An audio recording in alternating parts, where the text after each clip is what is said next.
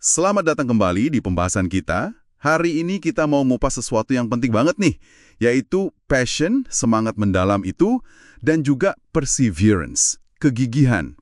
Atau kalau kata Angela Duckworth namanya grit.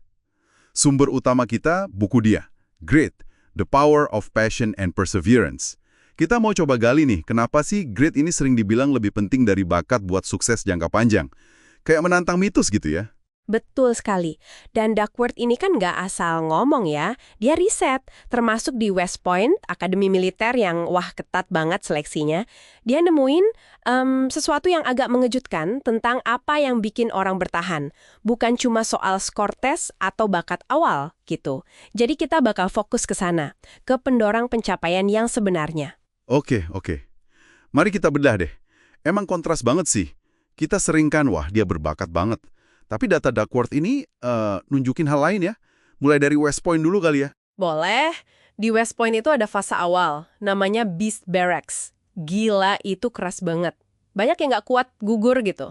Nah, Duckworth nemuin yang paling bisa prediksi siapa yang bakal survive, yang bakal bertahan, itu bukan nilai SAT, bukan peringkat SMA, bukan juga skor kepemimpinannya. Terus apa dong? Justru skor grit mereka. Itu ukuran semangat sama kegigihan jangka panjangnya. Wow. Jadi tekad ya, bukan cuma pinter di awal. Gimana Duckworth ngejelasin peran usaha di sini? Ada rumusannya kan? Nah, ini dia nih, salah satu ide paling keren menurut saya. Usaha dihitung 2 kali. Gini cara mikirnya. Bakat kalau dikali usaha, itu jadinya keahlian. Udah punya keahlian nih. Oke, terus? Keahlian tadi dikaliin lagi sama usaha, baru jadi pencapaian. Jadi usaha Anda itu kerjanya double. Pertama buat ngebangun skillnya, kedua buat bikin skill itu produktif, menghasilkan sesuatu. Tunggu. Usaha dampaknya double. Wah, ini agak mengubah cara pandang sih. Jadi kerja keras kita itu kontribusinya 2 kali lipat dibanding bakat alami kita ke hasil akhir. Kurang lebih gitu, bakat mungkin kayak modal awal, tapi usaha yang bener-bener dorong kita sampai tujuan. Nah, pengalaman dia pas jadi guru juga nguatin ini. Oh iya, cerita dong sedikit. Dia ngajar matematika kan, terus dia kaget murid yang kelihatannya biasa aja di awal kok nilainya bisa lebih bagus dari yang kelihatannya jenius matematika. Ternyata kuncinya ya kerja keras sama pantang menyerah pas nemu soal susah. Yang berbakat kadang malah cepat nyerah kalau nggak langsung bisa. Jadi emang kita sering tertipu oleh talenta gitu. Oke. Terus komponen grit ini apa aja sih? Bisa dibangun nggak sih? Bisa, dan ini kabar baiknya. Duckworth nemu ada 4 karakteristik psikologis orang yang gritty, yang greget gitu. Dan ini berkembang seiring waktu. Pertama, minat atau interest. Minat ya? Maksudnya suka gitu? Lebih dalam dari sekedar suka sesaat, ini gairah yang awet, yang bikin kita pengen tahu terus tentang suatu bidang, nggak harus cinta pandangan pertama, tapi berkembang terus. Oke. Kedua. Latihan atau practice. Tapi bukan latihan asal-asalan ya. Ini yang dia sebut deliberate practice. Latihan yang benar-benar fokus.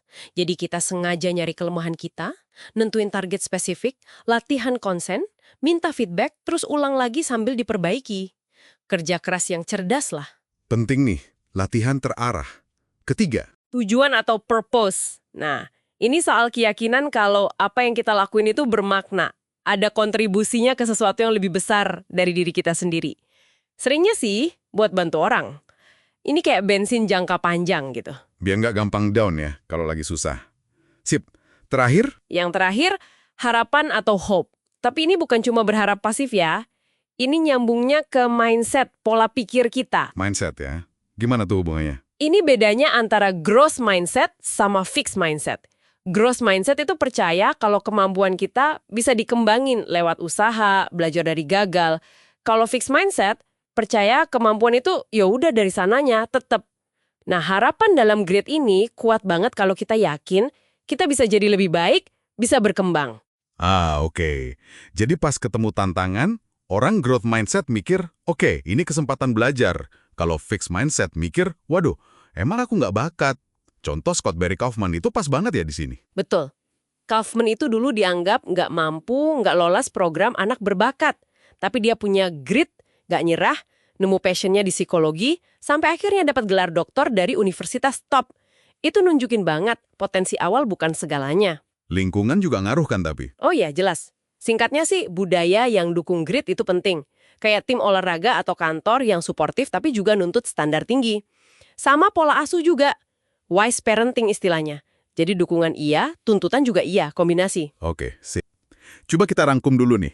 Jadi intinya, grit, gabungan passion sama kegigihan jangka panjang, itu prediktor sukses yang kuat banget, sering ngalahin bakat. Usaha itu krusial, karena dihitung 2 kali. Betul. Terus penting buat ngembangin minat yang dalam, latihan yang fokus, deliberate practice, nemuin tujuan yang lebih besar, sama jaga harapan. Terutama lewat growth mindset. Nah, dan buat Anda yang dengerin, ini bisa banget ngubah cara pandang loh. Kalau lagi susah, itu bukan berarti Anda udah mentok. Bisa jadi itu sinyal buat belajar hal baru, atau coba cara lain. Iya, lebih kayak lari maraton lah, bukan sprint 100 meter gitu. Perjalanan panjang. Jadi, gimana nih artinya buat Anda? Mungkin ada satu tujuan jangka panjang yang lagi Anda kejar. Coba deh pikirin, gimana bisa nerapin prinsip latihan terarah tadi? Atau gimana caranya biar growth mindset Anda makin kuat, supaya pas jatuh, nggak berhenti, tapi malah jadi pelajaran? Nah, itu bisa jadi bahan renungan Anda.